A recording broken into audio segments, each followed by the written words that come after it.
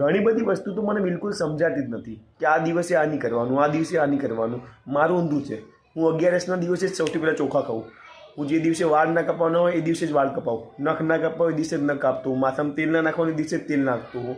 મને બધું જ ઊંધું કરવું ગમે છે અને મેં બધું કર્યું પણ છે અને કંઈ જે થતું પણ નથી એ પણ યાદ રાખવાનું. આ યુઝલેસ અંધશ્રદ્ધાળુ લોકોએ આપણા દેશને બરબાદ કર્યું છે અને બરબાદ કરી રહ્યો છે. ભાઈ એ દિવસે કંઈ ના ખાવાથી, કંઈ ના કરવાથી આ દુનિયાની, આ પૃથ્વીની પરિક્રમા નથી રોકવાની, કે સૂરજ વહેલા મોડા નથી ઉગવાનો, કે ચાંદ એની ચાંદની નથી છોડવાનું. થોડું સમજાય છે ને? થોડુંક તો બુદ્ધિ હોવી જોઈએ ને. બુદ્ધિ ચરવા તો નથી ગઈ ને.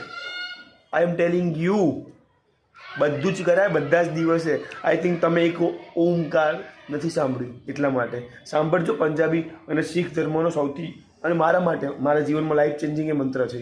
એક ઓમકાર સતનામ કરતા પૂરત, અને આખું સાંભળજો. હું અત્યારે નથી કહેવા જઈ રહ્યો, કારણ કે એ મંત્રએ મને જીવનમાં ઘણું બધું શીખવાડ્યું છે અને એના કારણે હું અત્યારે મારા ઘણા બધા જીવનના ડિસિઝન લઈ પણ શકું છું. તમે પણ ફોલો કરી શકો છો. જસ્ટ એવી માનસિકતા બનાવો કે આ દિવસે આ ના કરાય, બધું જ કરાય, કંઈ જ ના થાય.